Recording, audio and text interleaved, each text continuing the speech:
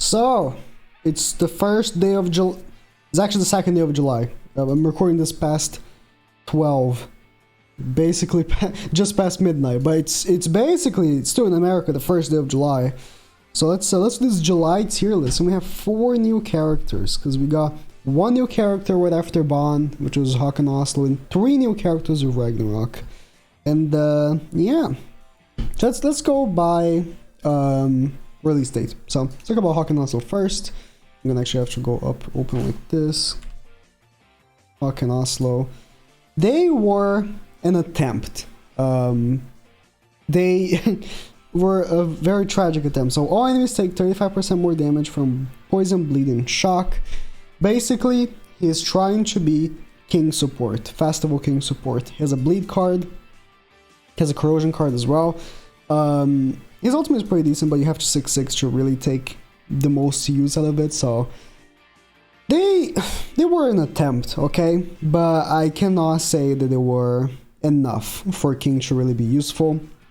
The thing about the king team is that if you face a singular, and I mean a singular assault melee, you lost. There's no way of winning, because if you triple attack them, they're gonna do too much damage to you. You're gonna die. So I don't know. This was an attempt.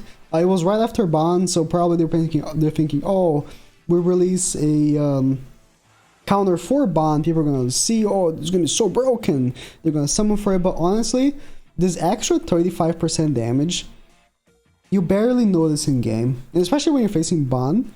They recover so much health. It's like it's not even noticeable really.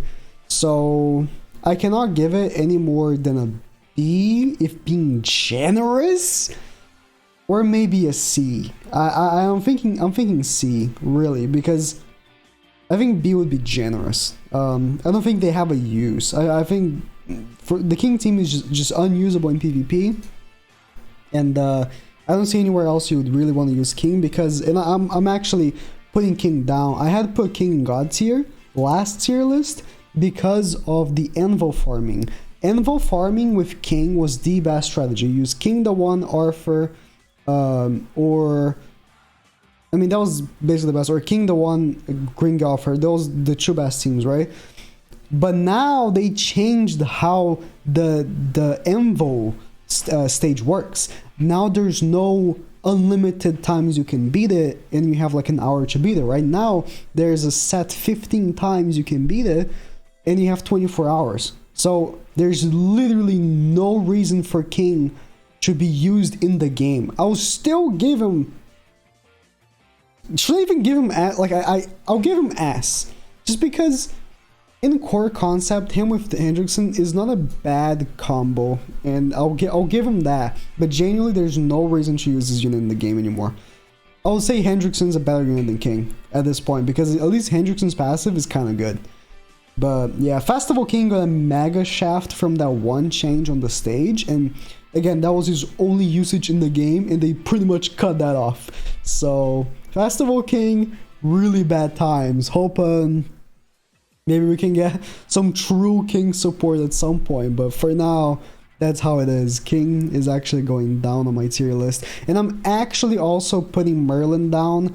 After the release of Bond, Merlin has not been good in PvP. You really can't do much against Bond if you're using Merlin. You can tank the hits, right? But there's only so much you can tank, especially if so many people are using red units and stuff. Merlin just doesn't do enough damage to Bond. And yeah. So let's move on to the next units. I'll talk about Thonar first. Thonar, Donar, whatever. Her name in the Japanese files is Donar. So I'll call her that. How about that? But she is made for the raid. I've seen so many comments of people saying, yo, why don't you use her in the back when you farm stuff? Because if you cleanse, you get 40% attack buff, right? When a debuff is removed by skill usage in deathmatch, it only works in deathmatch. Increases all allies attack by 40%.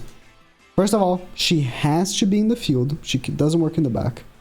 And she has to be, you have to be the one cleansing. If, let's say you have Thonar and your ally cleanses the debuff, it doesn't work. You have to use her and a cleanser in the team. So start there. That is a very restrictive passive. But I wouldn't say she's bad. Like the 40% attack, there are, you know, strategies with her now that you can beat the new raid. The I said I call him Belmont. Last video, like I mentioned him because of Castlevania.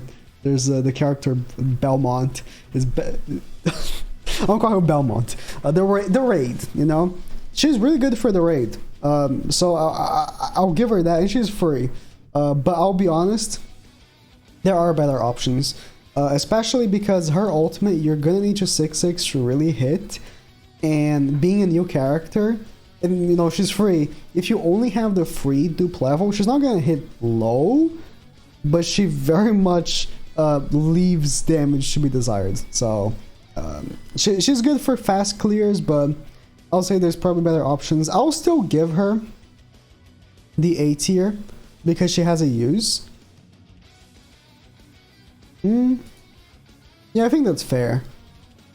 I think, but then I have Green Askener. I think I'm gonna put down Green Askener. Green Askener is really good for beating the raid as well on like the hard and extreme difficulties, but on Hell he's very inconsistent. I cannot give him that anymore. That's about it. Zarch is phenomenal for the raid. Green Jericho is phenomenal. Green Jericho is probably the best. I would say is the best DPS. It's between her and Zarchus, but I would say overall, like Jericho, just probably the best DPS for the raid. You're kind of restricted on what units you can and can't use, but still really good DPS. So, moving on to the two other characters, the mostly DPS characters. Let's talk about Lostvayne. Lostvayne is not bad. So, here's the thing. If this character goes to the part 3 banner, which I think he will, that will be a big dub. Really good character to pull in the part 3 banner, because for what I've used of him in PvP, he's decent. Like, again, if you face Ban, you're not gonna win. It's just how it is. But if you don't face Ban, you might win. The passive of getting the ultimate gauge in the beginning of the battle is really cool in PvE though, because I've had, you know, the new Super Boss Legend difficulty Galford that released, and I fast cleared that so quick because of this. So for clearing stuff quickly, you can get your ultimate turn 1 and maybe rush a second ultimate with it as well. I've been doing ult food with Merlin in the back. So turn 1, I get 5 ultimate gauge from Meliodas because of his passive, and I work on the ultimate for the 1, and then I just double ult infinite activity. It's really quick. And that can be applied to many activities. So I feel like for that, this Meliodas is phenomenal, because of course he has the Lostvayne ultimate, which is really good.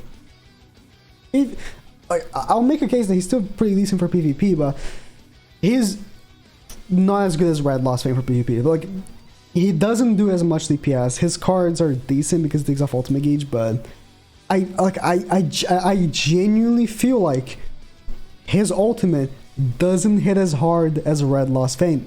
That doesn't even make any sense because it's the same ultimate, but I'm telling you, I have that hunch that he just hits lower than Lostvayne, Red Lostvayne.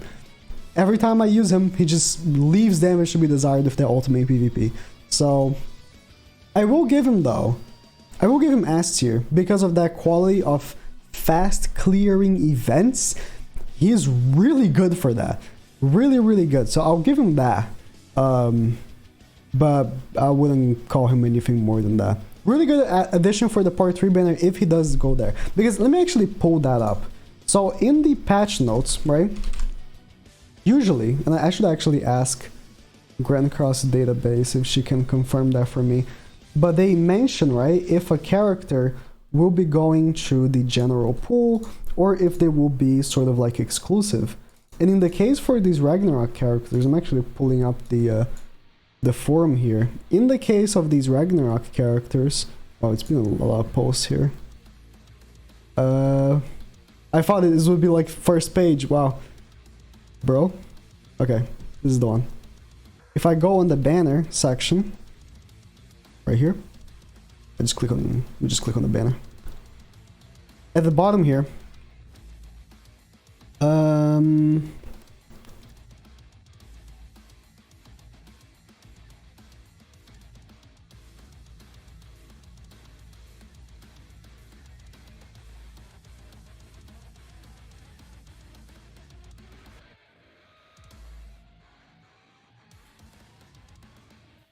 Three new characters will be added to the permanent gacha lineup after the end of this gacha period.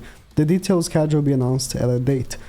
Again, will be added to the permanent gacha lineup at the end of this gacha period. So, I don't know if this means that they will be added to the part 3 banner, but that's what I'm hoping that entails. And again, if this is a poor translation by Google Translate, unfortunately, but if this is the correct thing, and again, these 3 characters are added to the part 3 banner, those are good additions, I feel like. So. Now, to end here with Sigurd. He is really, really good. The more I use him, the more I like him, actually. He brought back Extort, which was a dead ability because only really... Green Bond had the AoE Extort, and Green Brawler Bond had also Extort. Actually, Skill Filter. Where would Extort be here, right? Extort. Yeah, very little characters have Extort. Like, these 4 bonds... these 2 bonds have only on Ultimate, I know. And this bond had like on a single target Extort. This one an AoE Extort. And Fraudulent has his also single target Extort, right? So he brought back Extort, and it's a really good one because he also does damage with the card. And it's AoE. So Extort is 15%, 15%, 25%. And then he has Amplify, he gives himself buffs. And with the Assault Melee build, the one that, you know, I used for a video recently, it's so good because you don't really rely solely on your enemy attacking you, because this guy is giving Assault Melee 3 buffs, 3 attack buffs even. So for the Amplify on both him and Melee, you're kind of set. You know, if the enemy attacks you, even better. But you don't really rely solely on your enemy attacking you, right? So I really like him for that. Very, very, very just great unit, I feel like. And again, if he's added to the part 3 banner, really good. His ultimate basically one-shots anyone in PvP. He has Flood, which again was ability only for the one Askener so far, and now he has on his ultimate. Basically a one-shot if you have him 6/6 on like a blue character and stuff like that. Yeah, it's a really good character. I'll give him God tier. He is really good. He's probably the best character of the batch. And yeah, that's my updated stuff. I don't feel like moving anyone else. Yeah, I've been thinking about putting down 11, but for PvE she's still really good. Just for PvP, her stats and everything like that, she just takes way too much damage, I feel like. Plus you're doing damage to yourself as well, so she's very unreliable for PvP. But other than that, she's just really good. But yeah, that's about it. So one last look. Not much changes though, just that one change of king basically. And yeah.